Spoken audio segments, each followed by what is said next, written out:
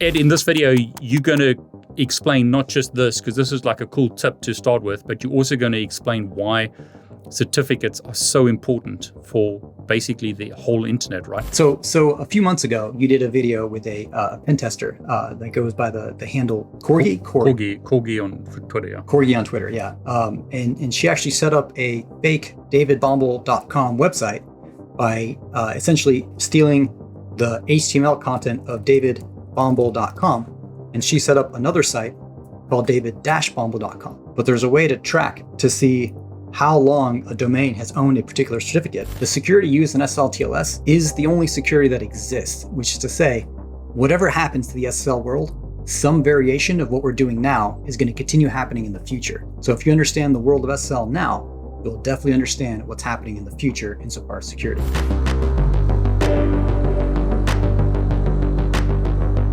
Hey everyone, it's David Bombal back with Ed. Ed, welcome. Hi, David. Good to be here again. It's great to have you back. On our previous video, if you haven't seen it, Ed explained the TLS handshake and went into a lot of detail about, how TLS works. Ed, what are we going to be talking about today? So today we are going to talk about SSL certificates. It's the thing that every website gives you every time you visit a website securely. And it's kind of the heart of security on the internet. It's really important, isn't it? Because, these days, I think there's a website out there that shames websites that don't have certificates or HTTPS. Right. But everything these days is basically HTTPS, which is all reliant on certificates, right? Absolutely. And it's crazy to think, right? It's this website gives you the certificate and magically everything is safe afterwards. Everything is protected and secure. So today we're going to get into what is actually in this certificate that makes it so that you can trust the connection or trust the website or, put in your password or bank account number and all that fun stuff. Corey, who's known as Corgi on Twitter, did a phishing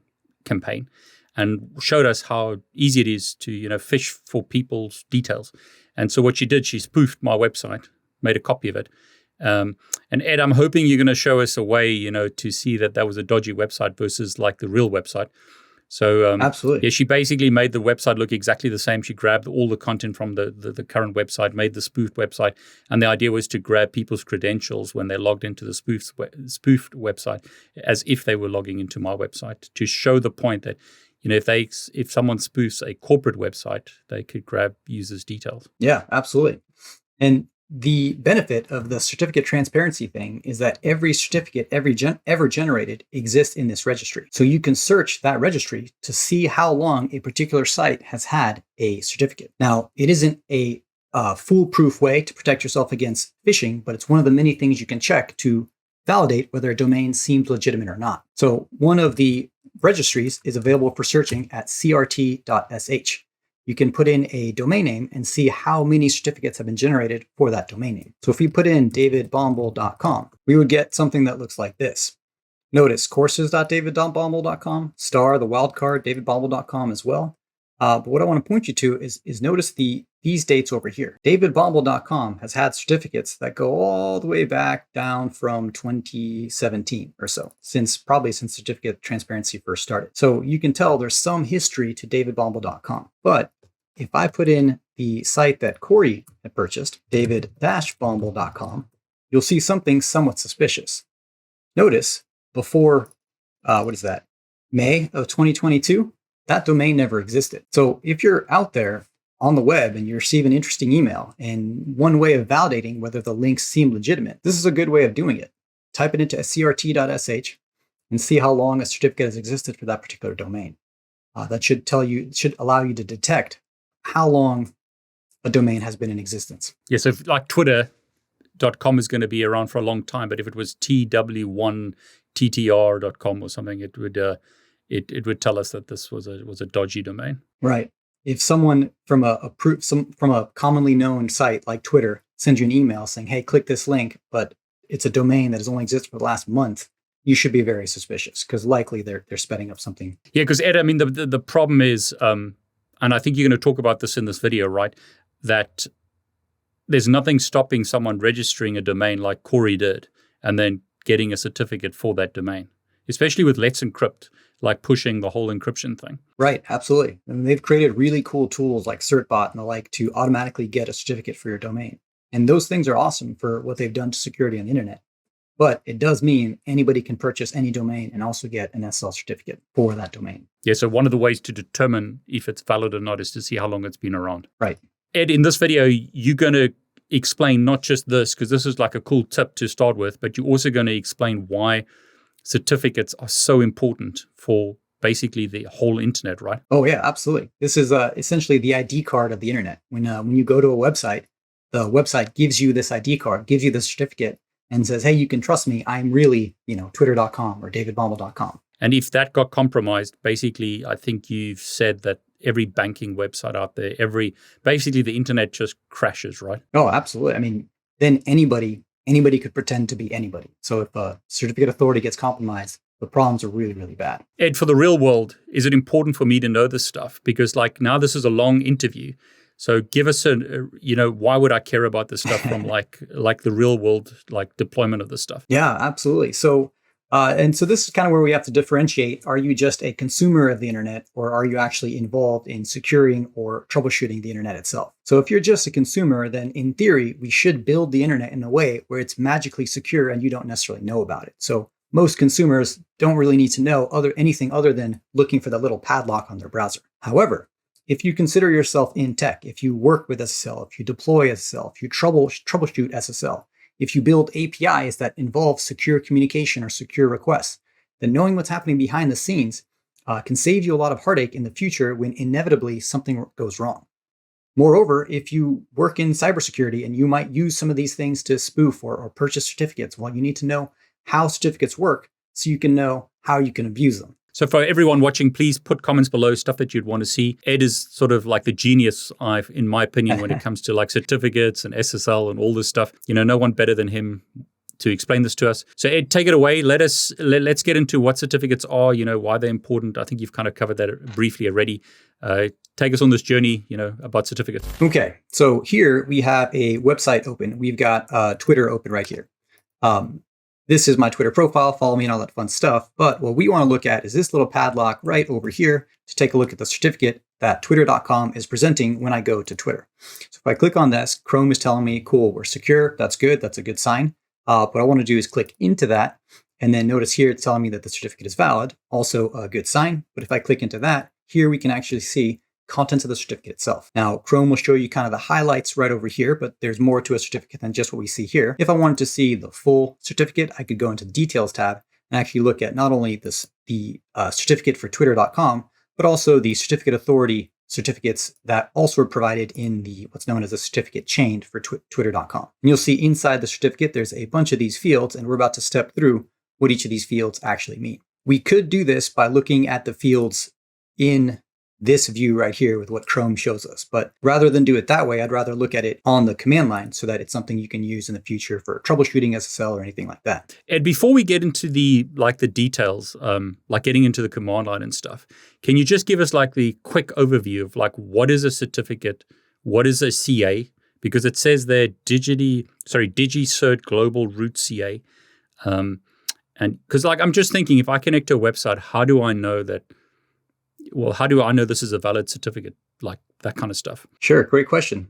Let's talk about it. So when you're using Chrome, you're acting as an SSL client. I'm going to label that as a C. And you're connecting to a website, in this case, twitter.com.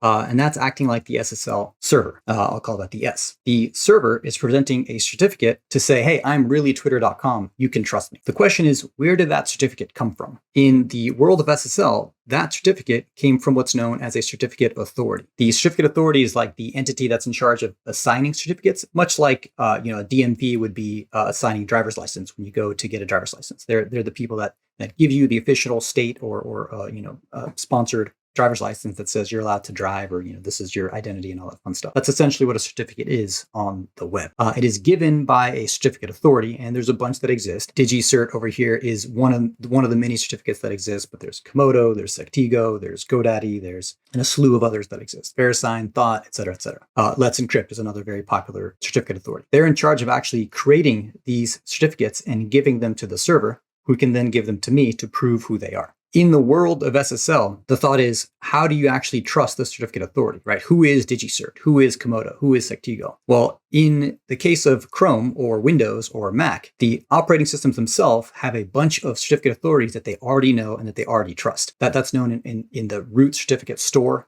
but you can look it up on every site, on every local, I forget the exact directory where they'll exist, but there's a bunch of certificates that are already marked on the client as trusted. And what happens is if the client trusts the certificate authority because Chrome has already made that decision, or Windows has already made that decision, or Mac has already made that decision, then when the certificate is presented to the client that says it was issued by a particularly trusted CA, that allows the client to now trust the server as well. So they call this a chain of, they call this, oh my gosh, I can't think of the word, but it's essentially because we trust the CA, we can also trust the server that's giving us this certificate for twitter.com. Yeah, so the analogy I think that I've always heard years and years and years ago, you used the example of the, what's the DMV in the US? The other one would be like the government. If I came to the US to come and visit, like travel, let's say I'm going to see you at Cisco Live or in Las Vegas at some conference, they're going to have to let me in through the border. I present my passport. The US government trusts the UK government, and the UK government is saying that I am who I say I am. And in the same way, that's what the CA is doing, right? It's like basically an entity that I trust.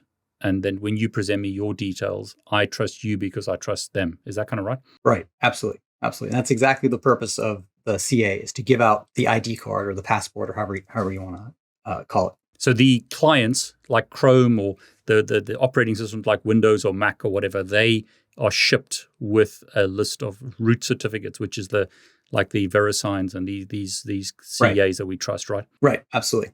So as the user, you typically don't have to make that decision. They tried to build SSL so that the individual user doesn't really have to know anything special is going on, right? They just show up and they browse to twitter.com and somehow magically all this stuff happened in the background to make it safe or whatever. So as the user, you typically don't have to know who you trust or make decisions upon which certificate authorities you trust. That's left to the professionals or the companies or Windows or Microsoft or Mac or Apple, et cetera, to make the decisions about which CAs are acting ethically insofar as giving out certificates or not. So in theory, if you trust Microsoft, if you trust Apple, you can trust the certificate authorities that they also trust. And that's where the revoked certificates, we'll talk about that in a separate video, because some certificates Absolutely. Get compromised, right? And then they get pulled Absolutely. Back by the operating system or whoever. Yeah. Absolutely. Now, Ed, sorry to take you on that tangent, but that's brilliant. Did you want to cover anything else before we get into like the nitty gritty? Yeah, absolutely. So since we have this neat little layout or image, we can actually introduce another concept known as certificate chain. So if you notice down here, this is the certificate for twitter.com. That's actually illustrated right there. But you'll notice we sort of had what looks like two additional certificates in a hierarchy that were provided along with the certificate for twitter.com. So I told you that the CA certificate that's already pre-trusted exists inside the client already. So it's in your web browser, it's in your operating system, and so on. What that means is that if something bad happens to this CA, if somehow that CA gets compromised, their private key gets leaked or whatever the case, we now have to change software and change files on every client in the world. That's every computer, every smartphone, every tablet, every smart watch, every smart toaster, all of these clients that might be making SSL connections. If something happens to the CA, the whole system essentially falls apart. So to alleviate that, instead of having the certificate authorities directly creating certificates, what happens is the certificate authority is going to delegate certificate signing privileges to what I'm going to call ICAs, or intermediate certificate authorities. And then those ICAs can also delegate to other intermediate certificate authorities. And then these ICAs are the ones that actually provide the certificates for the end users, or I should say for the servers and websites that are trying to attain certificates to identify who they are. And that's actually what you see over here. So twitter.com has a certificate that they gave me, but twitter.com's certificate was signed by this intermediate certificate authority. And this intermediate certificate authority was assigned by this intermediate certificate authority. And then this guy will have been signed by what's known as a root CA. That's going to be the CA at the top. In fact, actually, you can kind of see right here, it's indicating that is the root CA. So this is a chain of three. So we had potentially this certificate, and then maybe this guy, and then this guy. So how this organization happens of these intermediate CAs, it's somewhat arbitrary. Every certificate authority company can organize it however they want. But I say that to say that there's going to be more than just the server's SSL certificate involved anytime you're connecting via SSL. But I mean, it's all transparent to me as the user. It just magically happens. Correct. All you get is this little padlock, and you're like, oh, sweet, I got the padlock. I'm happy. This must be trusted. Ed, I know you wanted to talk about like CLI and get more into the nitty gritty. Can you show us more than just what you show us on the screen there, like through a GUI? Yeah, absolutely. So this same certificate that we just looked at in Chrome, we can actually download that certificate using a Linux utility known as OpenSSL. And then once we download the certificate, we can then inspect it to a little bit greater detail than we can see right here in Chrome. And that's what I'd like to do next. So the command we're going to use is just a standard Linux box. I'm using Ubuntu over here. But what I'm going to do is I'm going to tell Linux to act like an SSL client, meaning act like a web browser or something like that, and connect to a website and give me the certificate for a particular website. So the command I'm going to use is OpenSSL. And I'm going to say act like an SSL client. This is kind of the sub command of the OpenSSL utility. And I'm going to say connect to, in this case, twitter.com on port 443. Now, once I hit enter, it's actually going to make an SSL connection to twitter.com on port 443. And at this point, it's everything I type into my terminal is actually being sent to twitter.com. At this point, it's actually like if I did a telnet on port 80 to a HTTP web server. I can actually do get/index.html. We can call this a HTTP 1.0 request. Twitter.com is the host, and I can actually get the web page like if I had gone to telnet to port 80. But all this is now being done within an SSL connection. That's kind of a side bonus thing. What we're actually most interested in is the certificate. So if I do that one more time, but I'll just quit out of that. This is everything that happened after I typed in that command. You'll notice I connected. It gave me some certificates. This is the chain. But the part that's most interesting is all of this. All of this is Twitter's certificate in the format that it's done, in file format, if you will. And what I'm going to do is I'm going to take all that and simply put it into a text file. So I've just copied it. There's nothing currently in my directory. I'm going to call this twitter.com cert. And I'm simply going to copy and paste that into this file. And now I've got a file called twitter.com cert. I can cat it out. I can cat it out so you can see this exactly what I just copied and pasted. But inside all of this is everything you see here that Twitter gave me when I browsed to it using Chrome. Now, of course, you and I can't actually read the fields of this. This is base 64 encoded. This is what's called a PEM formatted certificate. To read the content inside, what we are going to do is use another OpenSSL utility called the X509 utility.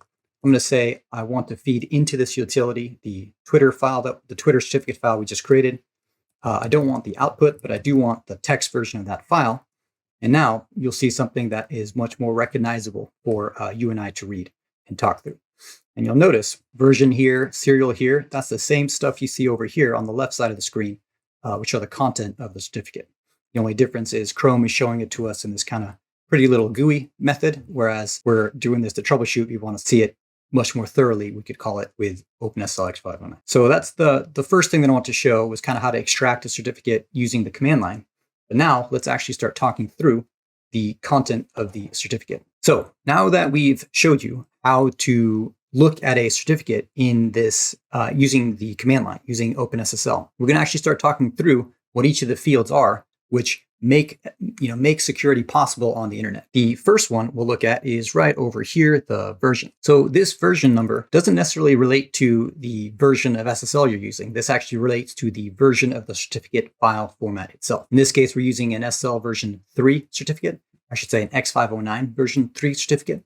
That's just the name of the specification that defines what is inside a certificate. 3 is the only one you'll see in the modern age. The benefit of a version 3 certificate is that it allowed or enabled the addition of extensions that we'll look at down here in a minute. The older version of the certificate, version 2 and version 1, didn't have extensions, so they're limited in what they can provide. Then you have a serial number, and you'll notice that the serial number also exists right over here. In fact, there's the version number and there's the serial number, so it's the exact same serial number. Oh, sorry, we're looking at the wrong certificate. So if I go down to Twitter, here's the version, and here is the exact same serial number. That's better. So notice it ends in FFAC.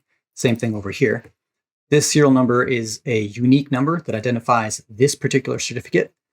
uniquely from any other certificate issued by the intermediate certificate authority above it. So it isn't global unique. There might be other certificates that have the same serial number, but this serial number is the only serial number for a certificate that's assigned by this issuer, this particular intermediate certificate authority. That's this guy in here, DigiCert, TLS, RSA, SHA-256, 2020, CA1 rather. The person that created the certificate is identified in this issuer field. That's what you see in here.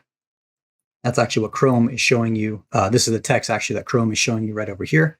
That's identifying what ICA created the certificate. And then the signature algorithm is showing you what algorithm was used to sign this particular certificate. Every certificate is signed by the CA that created it. And this is what assures that the content of the certificate is legitimate.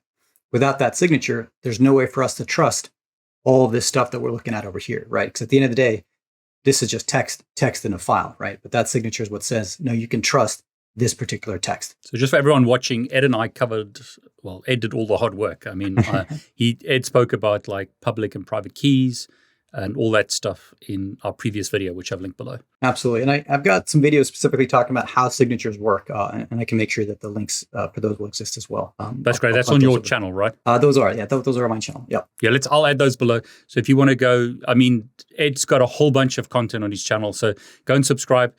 And go and have a look at that content. If you want more details, I'll put the links below. Sweet. Thank you. Okay, so let's continue. So that was the issuer. This identifies what CA created the certificate. And then right in here, you get these validity dates. This tells you how long before the certificate expires. Notice that it has a not after date. So this certificate is not good after this date, January 9th, 2023, but it also has a not before date, meaning the certificate isn't valid until January 10th, 2022. So it isn't just it expires at some time in the future. There's also this certificate is not good before this particular date. So it's an exact specific year, in this case year, that this certificate is good for. And then in here, this subject is what identifies who the certificate is, we'll say, affirming the identity for. In this case, it's twitter.com. If you go over here, the common name designation over here says this is twitter.com. So this certificate given to me by twitter.com proves that it is really twitter.com. You'll notice we just pulled this certificate out of nowhere using a few commands.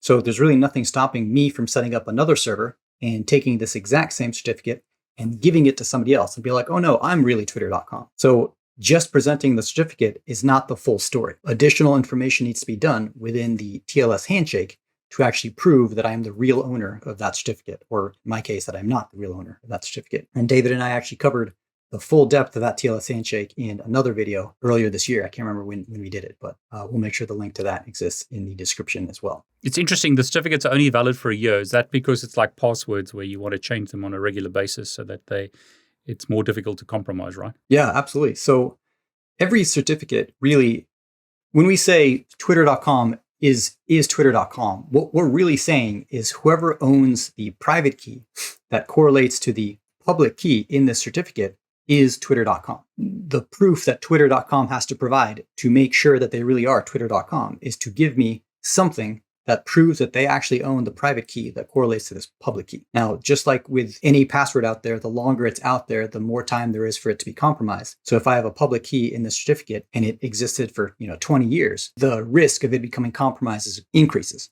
So every year a certificate is generated. Often that also means a new public and private key is also generated as well, although it doesn't have to be. Cool. And actually, it's a perfect lead in to what's next. You'll notice the next piece of information inside the certificate is a public key. Now, in this case, Twitter is using RSA, public and private keys. That's what you see over here. RSA is one of the asymmetric encryption algorithms that allows for what's called signatures. And RSA is sort of the asymmetric encryption algorithm that everybody thinks of when they're defining asymmetric encryption, but there's other algorithms that also exist. DSA is the other signature algorithm, which literally stands for digital signature algorithm. But you'll see certificates that also exist that have been signed with DSA certificates, or DSA keys rather, or more commonly elliptic curve DSA keys. But in this case, it's RSA. Yeah, and so this particular section of the certificate includes the public key, the RSA public key, which is both of these values, both a modulus value and an exponent value. Both of those values make up what is known as an RSA public key. Now I have another video that goes into the depth of RSA and the math and actually does the RSA key exchange, does the RSA key generation and encryption and decryption process together. we'll make sure there's a link to that if people are interested in understanding the real depth of how RSA really works. But for our purposes, just know that it is an asymmetric encryption algorithm. So there's a public key and a private key. And what you do with a public key can be verified or undone with the private key and vice versa. So Twitter has the private key that correlates to this public key. And there's no way to extract the private key from this public key. No way known currently. If you know of a way, let me know. We can go into business together. We can make a lot of money. Exactly.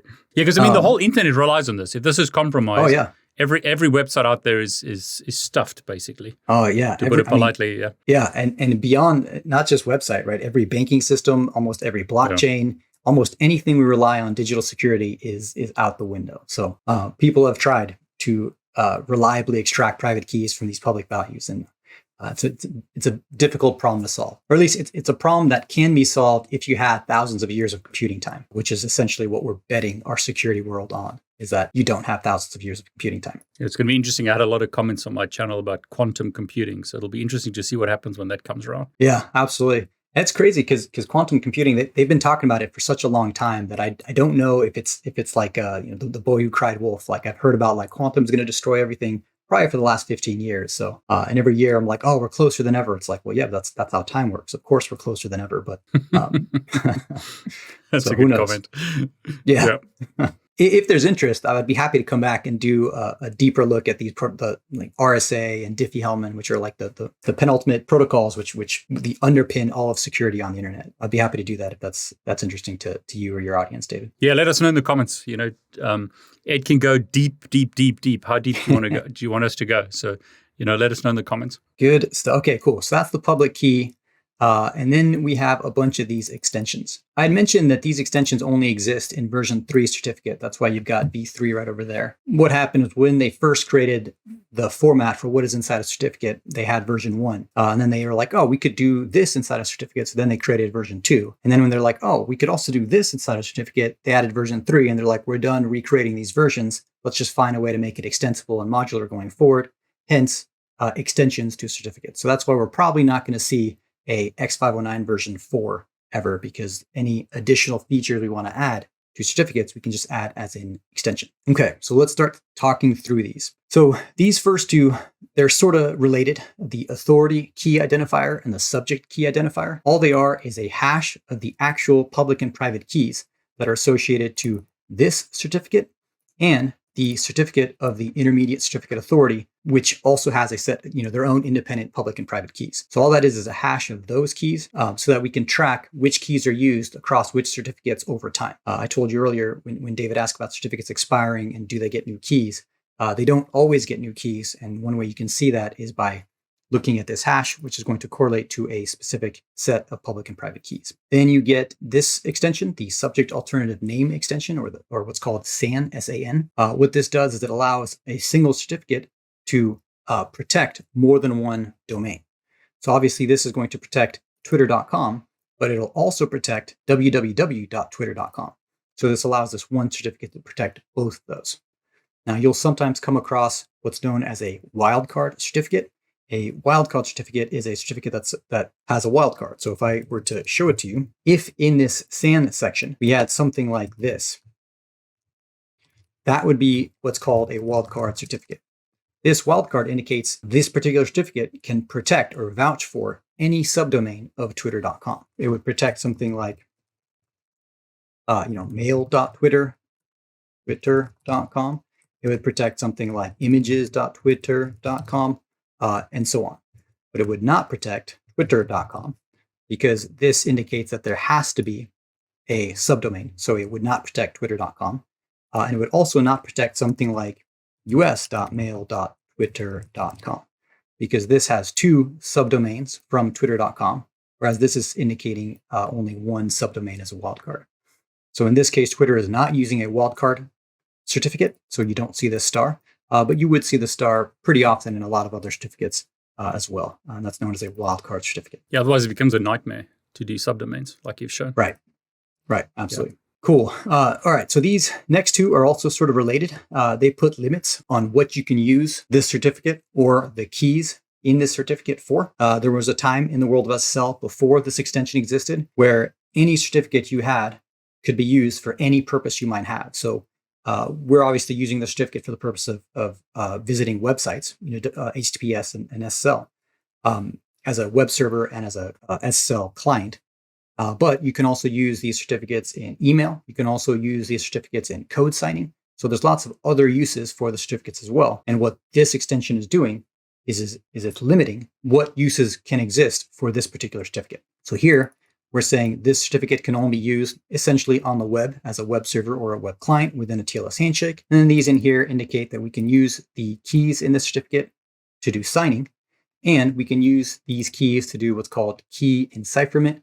What that means is use the keys in the certificate to do a key exchange. So I told you earlier that the public and private keys are asymmetric keys, but you can use those asymmetric keys to exchange symmetric keys. And that is an approved usage according to this extension right here, which then brings us to this guy over here. So certificates, it's just like an ID card, right? So if I have a certificate, an ID card that says I am Ed and I am this certain age, I can present that ID card at a store and say, buy alcohol or something like that. But if I lose that ID card, I have to go and get a new ID card, but that old ID card still works. It's still a perfectly valid ID card. So someone could find it and pretend to be me, buy alcohol, buy whatever they'd want. Well, it's the same way with certificates. Earlier, we showed you that this certificate expired, if I scroll back up, in 2023, in January 2023. But if something happens to the certificate, if the private keys get compromised, Twitter, in theory, is going to generate new certificates with new private keys. But this is still a perfectly valid certificate. And in theory, I could still use the certificate if I was the one who compromised Twitter's keys and impersonate Twitter until January 9th of 2023, unless Twitter does what's called revoking a certificate. And that's what's going on in here. So certificate revocation, there's two ways to do it. The old way is to use what's known as a CRL. CRL stands for Certificate Revocation List. And essentially, it's a list of certificates that have been revoked by this particular certificate authority. What happens is when my browser downloads this certificate, it also downloads the CRL and it checks against the CRL to see if this certificate has been revoked. So we can actually do that manually if that's something that would be interesting. But it's a neat process of seeing how the browser makes sure that the certificate that they got is still valid. But I mean, that's as a user, all I'm going to see is the padlock is not valid, right? Right. In fact, I can show you what it looks like real quick, what it looks like when you go. So there's this cool site, badssl.com, that has a bunch of websites and certificates that are intentionally broken in some way or another. And you can use this site to kind of test to see what your browser does. And you'll notice one of them is a site that indicates this is a revoked site. So if I click on this, I'm going to go to our website that is using a certificate that is revoked. And hopefully, in this case, luckily, Chrome did notice that it's revoked and was like, hey, we can't take you to this certificate. We can't take you to this website because the certificate is revoked. So Chrome did the right thing and protected me, the user that doesn't know any better. But we can actually go through the revocation check ourselves manually if that's something that would be interested. We can look at the actual CRL to see all the stuff that is revoked. So Ed, I see it says they're wrong host. So if we click on that, that should tell us that we're not going to Twitter, but we're going to some dodgy website, right? Correct. Essentially what happened is we went to a site, wronghost.badssl.com, whose subject or subject alternative name didn't match what we typed in. So this site mismatched. The certificate that was presented didn't include wrong.host.badssl.com. So if someone creates a phishing website and the it's like Twitter, but the I is like a 1 or something, right, or an L, and it's slightly spelled wrong, that'll warn me that there's a problem. It would tell you what you typed into the browser didn't match the certificate that was given. Absolutely.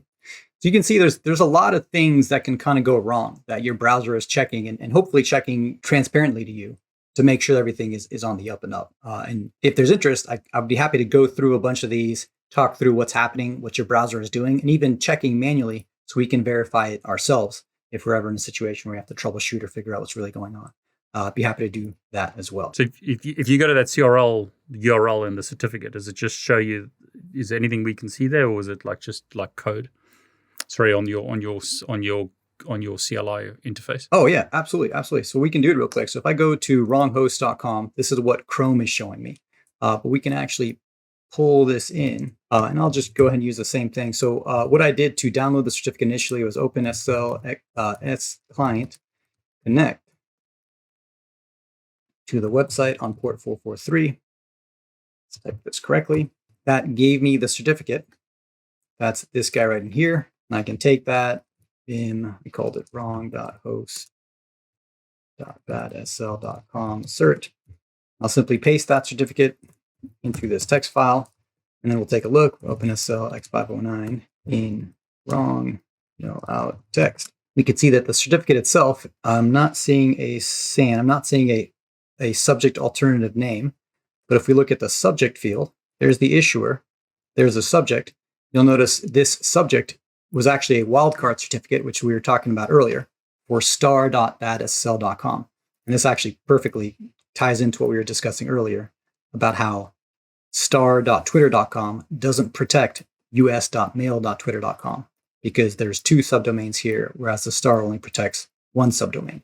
And so what happens when we went to this website that had two subdomains, .badssl.com, the certificate that was presented doesn't match what we typed into the web browser. And so Chrome errored out, like, hey, this is a problem, be careful. And as you can see, there's a lot of things that can go wrong in the SSL world that your browser is checking for and whatnot. So if there's interest, we could definitely do a deep dive on some of the cool stuff that's happening at badssl.com. Really cool site for learning SSL and training and whatnot. So I definitely appreciate the owners of the people that maintain this on GitHub. Okay, so let's go back to the Twitter certificate, which was way up here. So where we left off was right over here. And so again, this is the process by which a certificate's validity is checked, even though it might not have actually expired. So again, this is the CRL process, the certificate revocation list.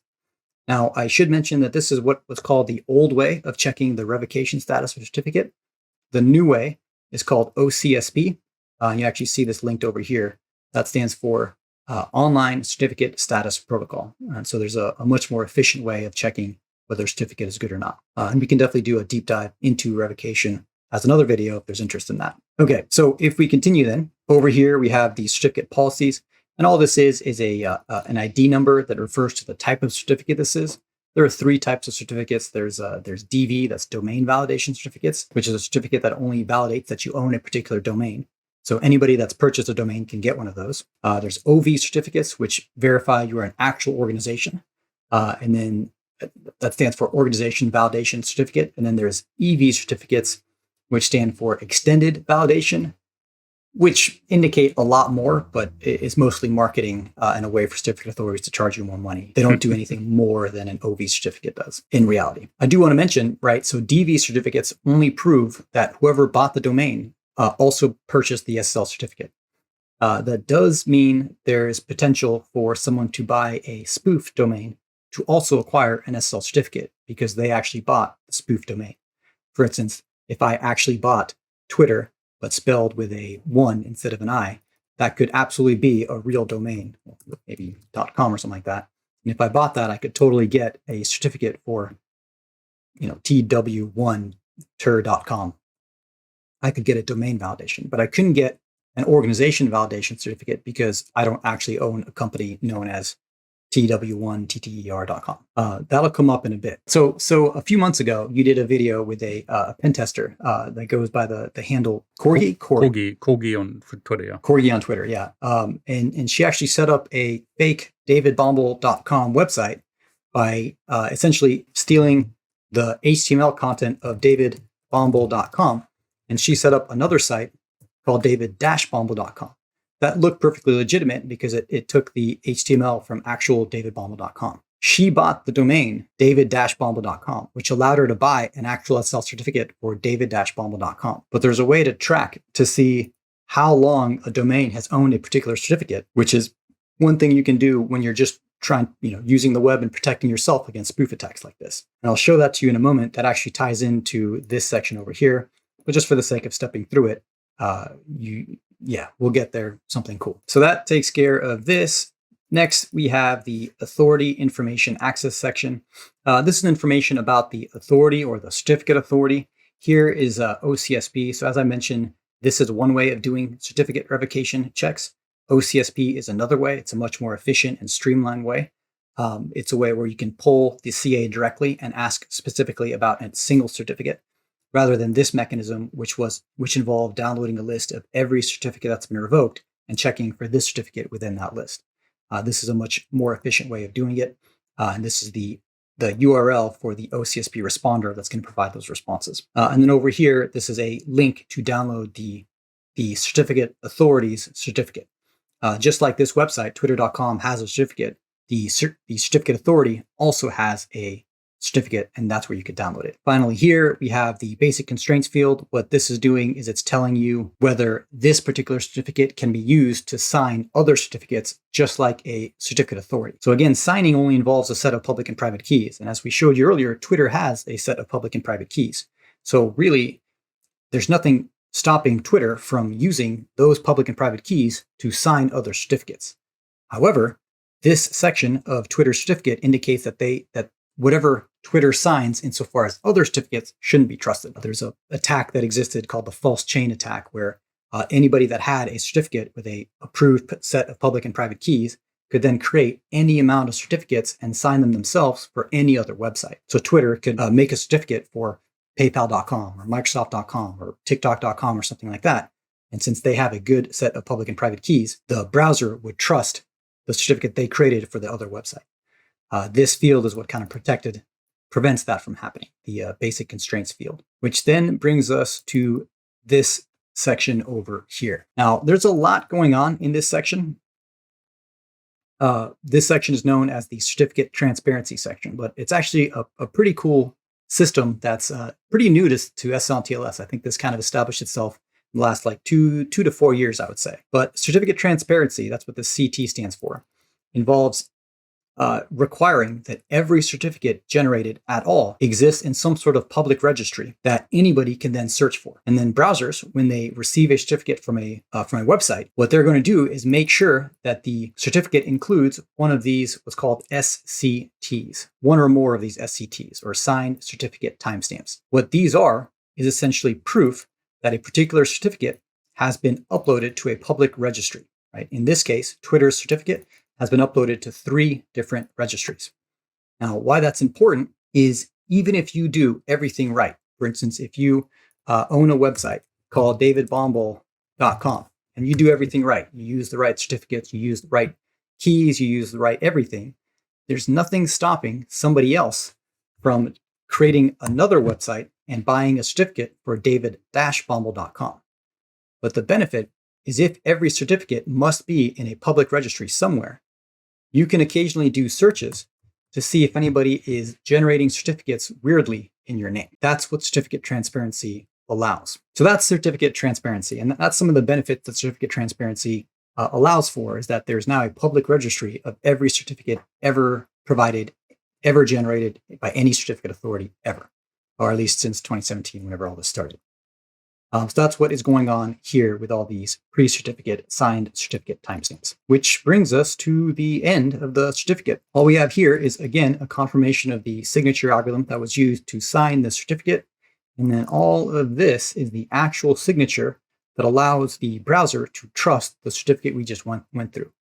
This right here is the result of the certificate authority taking their RSA key and encrypting a SHA-256 hash of the content of the certificate. The output of that is put right over here, and that is what's actually validating that this is a legitimate certificate Chrome can trust the contents of.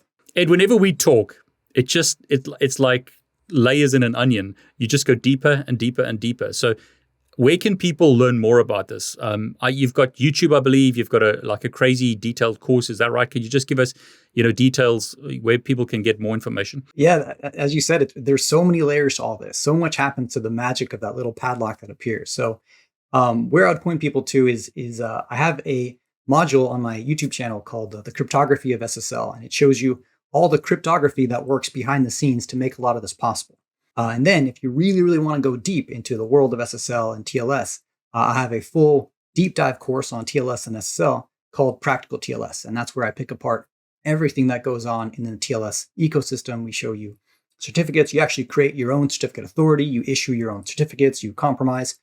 We show you how you can decrypt SSL. We show you how you can extract the keys, or where you need to extract the keys to decrypt SSL. We go through the full depth of SSL and TLS. So if you're interested in that, the course is called Practical TLS. And David, I believe you'll have a link for folks in the description. And I really want to thank you for giving us a discount. So if you use the link below, Ed's been kind enough to give us a discount. For transparency, I will get an affiliate fee if you use that. So if you want to buy the course with my link below to support me and Ed, then thanks very much. But otherwise, just go straight to Ed's website and buy the course. Ed, any other closing thoughts about why this is important for people in like networking or security? For the networking folks, most people connect to their sites using an SSL VPN, and that's just using the exact same technology that happens to secure when you're browsing to some website using SSL or TLS. From the security folks, the security used in SSL TLS is the only security that exists, which is to say, whatever happens to the SSL world, some variation of what we're doing now is going to continue happening in the future. Whether that is TLS 1.2, which is what most people use for SSL now, or TLS 1.3, which is the new version of TLS that just came out, or TLS version 2.0, 3.0, or whatever happens in the future, no matter what, it's still going to use the fundamental cryptographic tools that are used currently. So if you understand the world of SSL now, you'll definitely understand what's happening in the future insofar as security. Plus, these technologies are what underpin things like blockchain and things like all sorts of data structure, cryptographic data structures, which are becoming more and more mainstream these days. Ed, thanks so much. I really appreciate you sharing so much of your knowledge. Thanks. For sure. This was a blast, David. Had a good time. Thank you.